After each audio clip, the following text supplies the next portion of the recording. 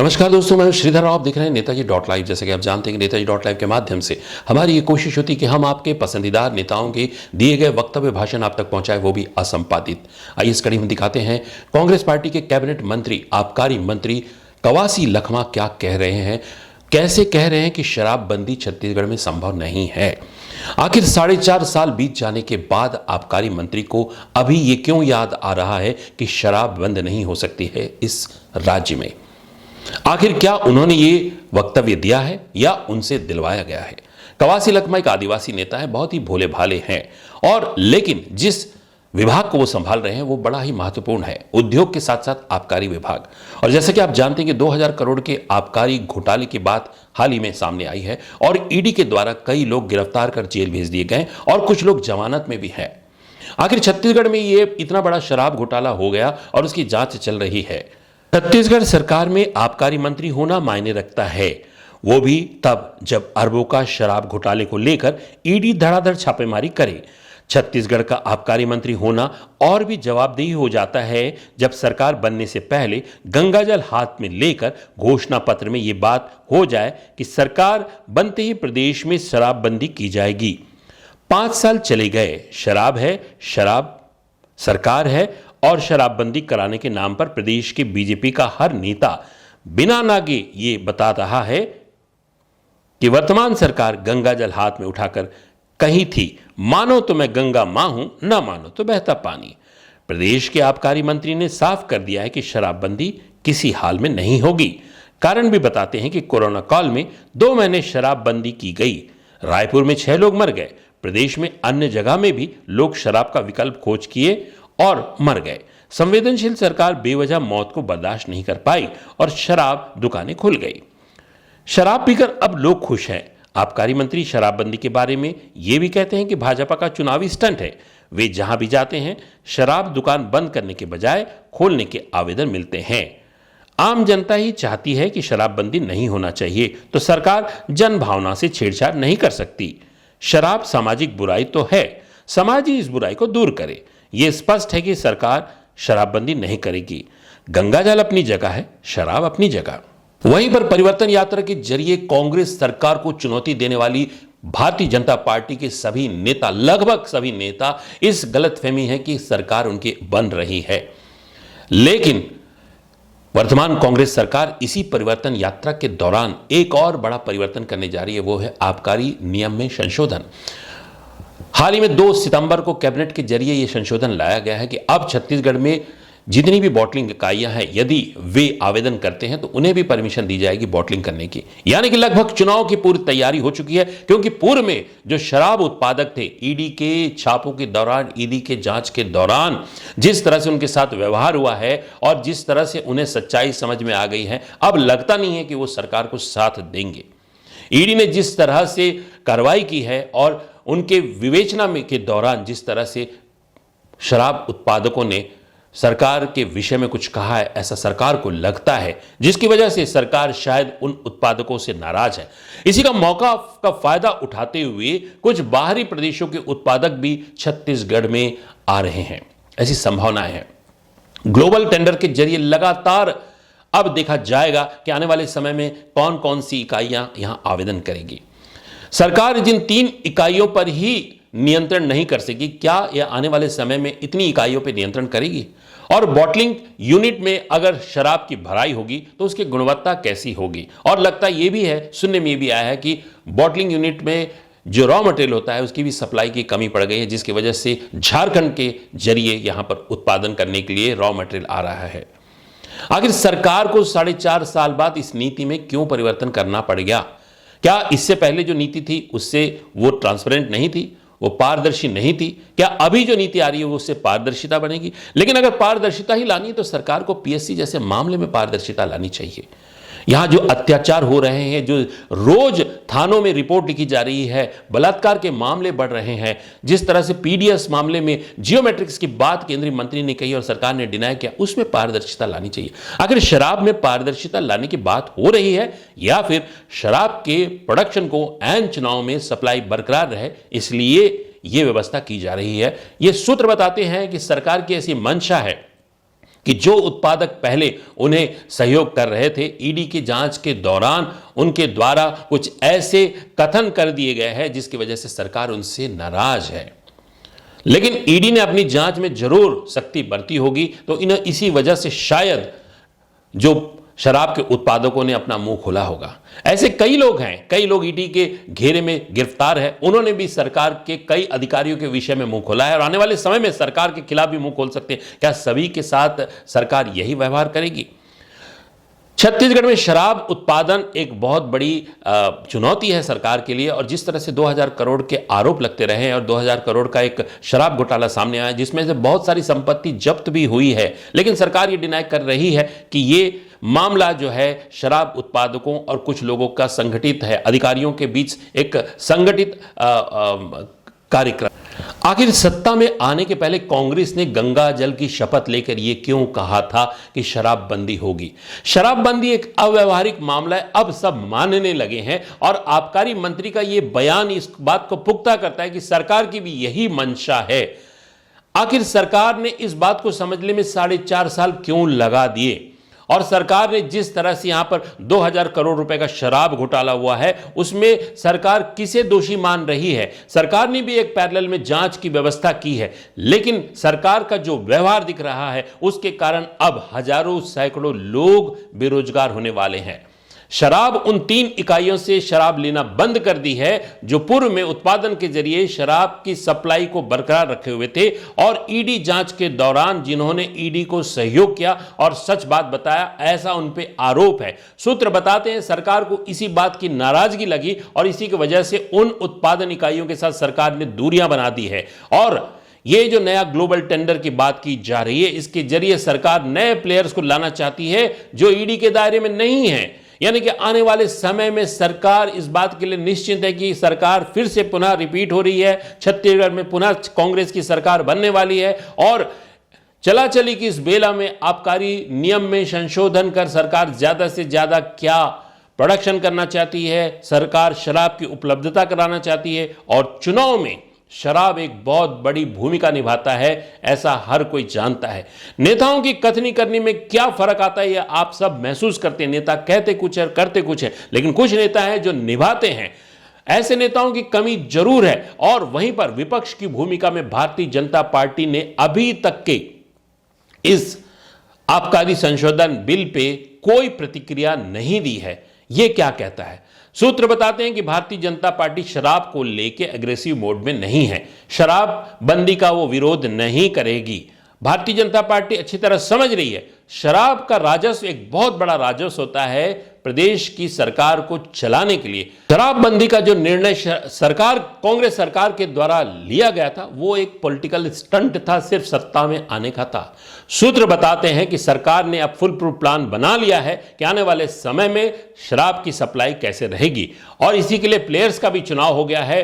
पूर्व में जो फर्जी ड्राफ्ट कांड में मशहूर हुए, जो जेल की यात्रा भी कर चुके भोपाल निवासी एक ऐसे शराब उद्योगपति ने भी इस मौके का फायदा उठाते हुए यहां पर आने की कोशिश की, लेकिन मामला उल्टा पड़ गया। एडवांस कमीशन के चक्कर में उनकी भी सेल्स जीरो हो गई, ऐसा सुनने में आया, सूत्र बता रहे हैं। वहीं पर इसी प्रदेश के इसी शहर के एक ऐसे व्यवसायी जो हर सरकार में अपनी उपस्थिति दर्ज कराते हैं। पूर्व में अजीत जोगी के समय जरूर कुछ न कुछ विरोधाभास झेलना पड़ा, लेकिन भारतीय जनता पार्टी की सरकार में वे अपने कारोबार को इतना बढ़ा चुके हैं कि प्रदेश के बाहर भी उनका कारोबार है। इसके साथ साथ वो क्रिकेट के जरिए भी बैकडोर से एक सामाजिक एंट्री कर ली है, और यही ऐसे शराब व्यवसायी है जिनके साथ नेताओं को मंच पर साझा करने में भी कोई झिझक नहीं होती है। वो है पप्पू भाटिया। पप्पू भाटिया का कारोबार लगातार चल रहा है और बड़ी शालीनता के साथ वो अपना कारोबार करते हैं, बहुत अनुभवी हैं। उनकी मित्रता उन लोगों से है जो सरकार की कभी आंख की किरकिरी थी, यानी कि मुकेश गुप्ता से। वहीं पर उनकी मित्रता इस सरकार में सबसे ज्यादा चर्चित अनिल टुटेजा से भी है, और ये भी सूत्र बताते हैं कि पप्पू भाटिया ही वो व्यक्ति है जो मुकेश गुप्ता के लगातार विकास में बड़ी महत्वपूर्ण भूमिका निभाए, ऐसे सूत्र बताते हैं। वहीं पर अनिल टुटेजा की भी जो उनकी मित्रता है वो भी आज इसी वजह से पप्पू भाटिया आज सरकार के तारनहारा बने हैं शराब उत्पादन में। और ऐसी दो इकाइयां हैं, जो दिल्ली की एक इकाई है और नागपुर की एक इकाई है, जो प्रोडक्शन के जरिए सरकार की सप्लाई बरकरार रखे हुए, लेकिन यह सप्लाई भी 1/3 ही है। जितनी सरकार की जरूरत है उससे कम हो रही है। आखिर सरकार को मैं फिर से यह प्रश्न कर रहा हूं, चला चली की बेला में आबकारी नियमों में संशोधन करने की जरूरत क्या पड़ गई? सरकार को पुरानी व्यवस्था पे विश्वास नहीं था या विश्वास हट चुका ईडी की जांच के बाद से? क्या व्यापारियों ने दबाव में आके ईडी को कुछ सच उगला है? सरकार आखिर पुराने शराब उत्पादकों से नाराज क्यों? ऐसे भी सुनने में आया कि पुराने शराब उत्पादक किसी भी मूड में नहीं कॉम्प्रोमाइज करने के, उन पे लगातार दबाव बन रहा है। ऐसा सुना जा रहा है कि उन पे जो दबाव बन रहा है उनके कारण वो इस प्रोफेशन को ही छोड़ देना, वो अपनी फैक्ट्रियों में ताला लगा देना पसंद करेंगे, बशर्ते कि सरकार के सामने झुकना। वहीं उन्होंने रॉ मटेरियल का भी रेट इतना बढ़ा दिया है कि वर्तमान में जो इकाइयां बॉटलिंग करेगी उनका प्रॉफिट ही खत्म हो जाएगा। तो सरकार आखिर कहीं ना कहीं इस बात के लिए जरूर चिंतित होगी कि आने वाले समय में किस तरह से सप्लाई बरकरार रखा जाए, और उन्होंने अपनी यह व्यवस्था कर ली है ग्लोबल टेंडर के माध्यम से। ग्लोबल टेंडर के जरिए जरूर सरकार की ये कदम दिखता है पारदर्शिता की ओर है, लेकिन क्या यह वास्तव में पारदर्शिता की ओर होगा कि सरकार के अपने पसंदीदार शराब उत्पादकों को मौका देकर सरकार फिर से कोई ना कोई ऐसा कार्य करने जा रही है जिससे उन्हें आर्थिक लाभ हो? आने वाले समय ही बताएगा कि क्या होने वाला है। लेकिन शराब एक बुराई जरूर है, और शराब, जिस तरह से आबकारी मंत्री ने खुले मन से बात की कि शराब जैसी व्यवस्था बंद नहीं हो सकती, और यह एक वास्तविकता है कि शराब एक बहुत बड़ा राजस्व का जरिया होता है। सरकार इसके पैसे को विकास कार्यों में भी खर्चा करती है, और सरकार इसे बंद नहीं कर सकती। पता नहीं किन्होंने कांग्रेस के नेताओं को इस बात का ज्ञान दिया, इस बात का एडवाइस दिया। कहीं से कोई डिमांड भी नहीं थी इस प्रदेश में कि शराब बंदी की जाए, लेकिन गंगा जल की शपथ लेके कांग्रेस के नेताओं ने बहुत सारे मतों के साथ, बहुत सारी सीटों के साथ यहां सरकार जरूर बना ली। लेकिन अब लगता है कि उन्हें अकल आ गई है, और यही एक कारण है कि हाल ही में कवासी लखमा ने जो बयान दिया है वह हम आपको आगे सुनाते हैं। उसके साथ साथ ही यह भी देखते हैं कि भारतीय जनता पार्टी ने भी बहुत बड़ी भूमिका नहीं निभाई है कि इसको विरोध करने में, खासकर इस पॉलिसी को लेकर, ग्लोबल टेंडर की बात को लेकर। और एन चुनाव के वक्त पर यह जरूरी है कि परिवर्तन होने चाहिए। जो पुराने नियम है अगर वो गलत है तो उनमें परिवर्तन होना चाहिए, लेकिन उनका विरोध भारतीय जनता पार्टी ने सही ढंग से विपक्ष की भूमिका निभाने में कहीं कोई चूक कर रही है, या सिर्फ उनके नेता दिन में सपने देखने लगे कि वे अलग अलग तरीके से मुख्यमंत्री बन रहे हैं? लेकिन जिस तरह से सरकार एक से एक कदम उठा रही है, एक से एक लोगों के जनहित में कदम उठा रही है, उससे लगता है कि सरकार की इस बात का कॉन्फिडेंस है कि सरकार रिपीट हो रही है। छत्तीसगढ़ में भूपेश बघेल की सरकार पुनः रिपीट हो रही है। इसी की वजह से यह भी हो सकता है कि चला चली की बेला में आबकारी नियमों में संशोधन करने जा रही है। आइए देखते हैं क्या कह रहे हैं नेताजी.लाइव के माध्यम से कवासी लखमा। हम इस विश्लेषण को आप तक पहुंचाने के पीछे कारण यह है कि शराब के बारे में हर कोई प्रतिक्रिया दे देता है, शराब खराब है, लेकिन इस शराब के अंदर की जो व्यवस्था, उसे भी जनता को जानने का अधिकार है कि शराब का प्रोडक्शन भी एक बहुत बड़ा मायने रखता है। शराब के प्रोडक्शन में कई सैकड़ों लोग रोजगारी पाते हैं, रोजगार उनको मिलता है, और शराब के कारण जो स्थानीय इकाइयां हैं उनके ऊपर ज्यादा अकाउंटेबिलिटी की जा सकती है। और जो बॉटलिंग इकाइयां होती है वहां सिर्फ बॉटलिंग होती है। जहां शराब का उत्पादन होता है वहां पर डिस्टिलरी यानी कि डिस्टिलेशन एक प्रॉपर प्रक्रिया होती है, जिसकी वजह से शराब की गुणवत्ता मेंटेन होती है। लेकिन दूसरे प्रदेशों से रॉ मटेरियल लाके यहां अगर बॉटलिंग की जाएगी तो उसकी गुणवत्ता की कौन सी ऐसी सुनिश्चितता सरकार करने जा रही है, यह भी हमें देखना है। शराब को इस तरह से सरकार जब राजस्व के कारण शराब को नहीं छोड़ सकती, तो जनता को भी इस बात का ध्यान रखना चाहिए कि राजस्व के आड़ में कहीं लोगों के शरीर के साथ खिलवाड़ तो नहीं, कोई ऐसी शराब तो नहीं पिलाई जाएगी भविष्य में जिससे कि स्वास्थ्य पर सीधा सीधा असर हो लोगों के। सरकार अपने राजस्व को जरूर बढ़ाए, लेकिन शराब में पूरी तरह से नियंत्रण करके, उसकी गुणवत्ता पर भी नियंत्रण करके, और सबसे बड़ी बात, नैतिक मूल्यों की बात तो नेताओं को करनी ही नहीं चाहिए, और अगर करनी चाहिए तो शराबबंदी का शगुफा नहीं छोड़ना चाहिए था। और वहीं पर व्यापारियों में भी इस बात का लेके नाराजगी है कि सरकार अपना मतलब निकल जाने के बाद उनके साथ जो व्यवहार कर रही है उससे वो खुश नहीं है। आखिर ऐसा कौन सी बात होगी कि व्यापारियों के साथ सरकार का ये दोगला व्यवहार हो रहा है? नेताओं को इस बात को समझना चाहिए और अपने पार्टी प्लेटफॉर्म में इस बात को उठाना चाहिए, क्योंकि जो व्यापारी होते हैं वो रोजगार देते हैं, सरकार से ज्यादा रोजगार प्राइवेट में रोजगार होते हैं। अन्य इंडस्ट्रीज में भी इस बात को लेकर नाराजगी चल रही है, लेकिन कोई हिम्मत नहीं करता कि इस बात की सच्चाई को सामने लाए। लेकिन सरकार अपने जरिए से इस बात की जांच कराए, क्योंकि चुनाव आने वाले हैं और सरकार ने बहुत सारे अच्छे काम किए हैं। छत्तीसगढ़ में छत्तीसगढ़वाद को जो सामने लाने का पूरा श्रेय भूपेश बघेल को जाता है, और इसकी काट तो भारतीय जनता पार्टी ने अब तक पैदा ही नहीं कर पाई है। वहीं पर भारतीय जनता पार्टी के नेता जिस तरह से दिन में सपने देख के अपने आप को प्रोजेक्ट कर रहे हैं, उससे नहीं लगता है। और एक और बड़ी बात है कि भारतीय जनता पार्टी के नेता सिर्फ सोशल मीडिया प्लेटफॉर्म में एक्टिव रहकर यह सोच रहे हैं कि उनकी सरकार बनने जा रही है, लेकिन वास्तविकता कुछ और है। और सरकार अगर ऐन चुनाव के वक्त में नियमों को बदल रही, इसका मतलब है कि सरकार एकदम निश्चिंत है कि वे दोबारा आ रहे हैं। आने वाला समय बताएगा कि कौन किसकी सरकार बनेगी, कैसे बनेगी। लोगों तक ये विश्लेषण हम इसलिए पहुंचा रहे हैं, उन बुद्धिजीवियों तक पहुंचा रहे हैं, उन मीडिया के लोगों तक भी पहुंचा रहे हैं कि वे शराब के मामले को सिर्फ ऊपरी तौर से ना देखें, आंतरिक तौर से भी इसके समीकरणों को समझे कि इसमें नफा नुकसान कैसे होता है, इसमें इतना बड़ा फायदा कैसे होता है। इसमें सबसे बड़ी बात होती है कैश मनी। उस कैश मनी को लेके ही ये लड़ाई होती है। ऐसा सुनने में आया है कि इसी कैश मनी ही इसका मुख्य कारण है कि शराब की लॉबी जो होती है वो कभी सरकार के करीब आ जाती है और उनके उनके उनके जो भी उनकी जो डिमांड होती है उसे पूरी नहीं कर पाने पर वो सरकार से दूर भी चली जाती है। और इस मौके में वो लोग जरूर सामने कूद जाते हैं जब उन्हें मौका मिलता है, जिनकी खुद का अपना बैकग्राउंड सही नहीं है, जो जेल की हवा खा चुके हैं। सरकार को इन लोगों से भी सावधान रहना चाहिए, क्योंकि शराब एक व्यसन जरूर है, लेकिन यह इसकी अधिकता से सेवन से शरीर को नुकसान होता है। और शराब राजस्व के चक्कर में सरकार लोगों के शरीर के साथ ना खिलवाड़ करे। सरकार को चाहिए कि शराब की गुणवत्ता पे जरूर कंट्रोल करे। भले आप बंद नहीं कर पा रहे हो, आपकी मजबूरी है, लेकिन उसकी गुणवत्ता पे कंट्रोल करें। आइए देखते हैं क्या कह रहे हैं कवासी लखमा जी। बड़ी मासूमियत से तो मान रहे हैं कि शराब बंदी नहीं होगी, लेकिन माननीय जी ये बताइए, 4.5 साल बाद अब आपको होश आया इस बात का, अब आपको जानकारी मिली है और आपके पास ये भी पूछ रहे हैं, भारतीय जनता पार्टी के एक नेत्री ने पूछा है आपसे कि आपको किन लोगों ने आवेदन दिया, कृपया आप उस आवेदनों को सार्वजनिक कर सकते हैं। आइए देखते हैं नेताजी.live में कवासी लखमा जी को। कपास नहीं बना, एक गल्ला कपास कोई नहीं बनता है। हमारा घोषणा पत्र में था, हम लोग बोल नहीं रहे। सारे मुद्दा को समीक्षा जनता करती है, जनता से पूछते हैं।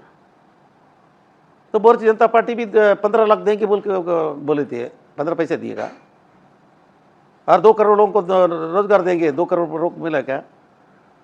भारतीय जनता पार्टी ने 35 रुपये डीजल देंगे बोल के 100 के ऊपर कर दिया। गैस का रेट 400 रुपया था हमारे सरकार में 75 साल में, 70 साल में 1200 रुपया हुआ। तो दारू बंद करना बोलने से हमारा मुख्यमंत्री विधानसभा के अंदर बोला दारू सामाजिक बुराई है, हम भी जानता है सामाजिक बुराई है। हमारे घोषणा पत्र में पूर्ण शराबबंदी है, हम शराबबंदी करेंगे। विधानसभा के अंदर बोला राजनीति कांग्रेस और बीजेपी 8 के चुने विधायक बीजेपी का भी आए, कांग्रेस के भाई, जोगी पार्टी के भाई, और जितना बहुजन समाज पार्टी वाले मेंबर बनो, इसको देश में समीक्षा करो। गुजरात जाओ, बिहार जाओ, सामाजिक आर्थिक पत्रकार व्यापारी सब मिलो, सब मिल के बंद करना है। मैं आबकारी मंत्री होकर 5 साल होने जा रहा है। मैं जहाँ भी जाता हूँ मेरे को एप्लीकेशन मिलता है दारू दुकान खोलो, बंद करना, एक भी एप्लीकेशन नहीं आया। और हमारे वरिष्ठ विधायक नंद कुमार सत्यनारायण शर्मा को हम लोग बनाए, बीजेपी मेंबर क्यों नहीं दिए खाली मीडिया में बोलने के लिए? ये बीजेपी मुंह में है कि दारू बंद करना है, चौक से नुकसान होगा, ये कभी नहीं होगा। क्योंकि 2 महीना दारू बंद कर दिया था सरकार ने कोरोना कारण। 6 लोग रायपुर में मरे, 6 लोग बिलासपुर में मरे दूसरा दारू पी के। बिहार में दारू बंद है, आपका कहने का मतलब बिहार में दारू बंद है। 400 लोग आदिवासी लोग अंदर है, गरीब लोग। जिसमें रायपुर में प्रदेश छत्तीसगढ़ में दारू बंद होगा, बड़े लोग तो बिहार से भी लाएंगे, झारखंड से भी लाएंगे। अब गुजरात में जाके देखो घर पहुंच से दारू मिल रहा है। तो यहाँ पर भी बड़े लोग ईपी से लाएंगे, आंध्रा से लाएंगे, कौन जेल जाएगा? गरीब आदमी, पैसा नहीं पटाता है, तहसीलदार से बात नहीं करता है, तहसीलदार नहीं सुनता है। हमको ऐसा राजनीति नहीं चाहिए, गरीब को जेल भेजना और दूसरा दवाई पी के मरना, ये पसंद नहीं है। आपको ऐसा क्यों लगता है कि आइए इस कड़ी में देखते हैं पूर्व संसदीय सचिव चंपा देवी पावले किस तरह से प्रतिक्रिया दे रही है कवासी लखमा के शराबबंदी की ना करने की उस वक्तव्य पर।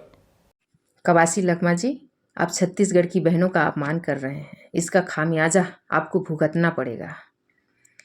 शराबबंदी का धोखा देकर सत्ता में आप आए, ऐसे लग रहा है कि आपको और आपकी सरकार को शराब की नशा चढ़ गया है। जो कहते फिर रहे हैं कि मैं जहाँ जा रहा हूँ वहाँ शराब दुकान खोलने की मांग आ रही है, कहना क्या चाहते हैं कि छत्तीसगढ़ की जनता शराबी है?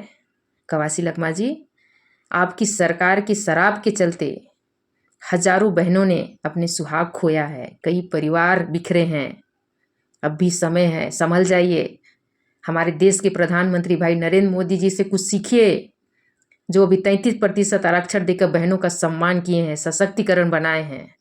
और आपकी सरकार घर घर तक शराब पहुंचाकर छत्तीसगढ़ की हर बहनों का अपमान कर रही है। आधा आबादी बहनें हैं, आने वाले में निश्चित ही है आपकी सरकार को नष्ट कर देंगे। आपने देखा किस तरह से कांग्रेस के वरिष्ठ नेता आबकारी मंत्री कवासी लखमा ने स्वीकार किया है कि शराबबंदी नहीं हो सकती है।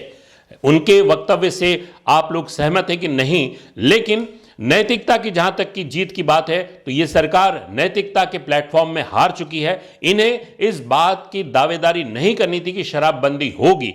इन्हें व्यवहारिक रूप से सोचकर ये इस बात को अपने मैनिफेस्टो में लाना जरूर था। आखिर लोगों ने यहां से कई लोगों ने यहां शराबबंदी की बात नहीं की थी पूर्व चुनाव के पहले, लेकिन कांग्रेस ने ये सोचा होगा, ये समझा होगा और उनके बहुत समझदार सलाहकार भी हैं जो उन्होंने सलाह दिए होंगे। इसी की वजह से मैनिफेस्टो में उन्होंने इस बात को बाकायदा शामिल किया कि शराबबंदी होगी। लेकिन 4.5 साल बाद सरकार के इस मंत्री के साथ साथ शायद सरकार को भी इस बात का होश आ गया है कि आबकारी एक बड़ा राजस्व का जरिया है, इसे कभी बंद नहीं किया जा सकता।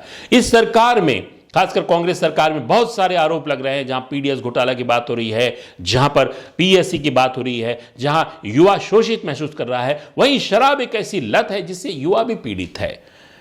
सरकार की कई ऐसी योजनाएं हैं जो बहुत अच्छी हैं, लेकिन धरातल में कई ऐसी योजनाएं हैं। और भ्रष्टाचार, नेता भ्रष्टाचार करते हैं ये जरूरी नहीं है। नेता को भ्रष्टाचार करने के लिए मजबूर करने वालों को हमेशा बेनकाब करना चाहिए। नेता अपनी मेहनत से जीत के आते हैं, उन्हें इस बात का ध्यान रखना चाहिए कि उनके इर्द गिर्द जो अधिकारी हैं वे किस तरह से भ्रष्टाचार को बढ़ावा देते हैं।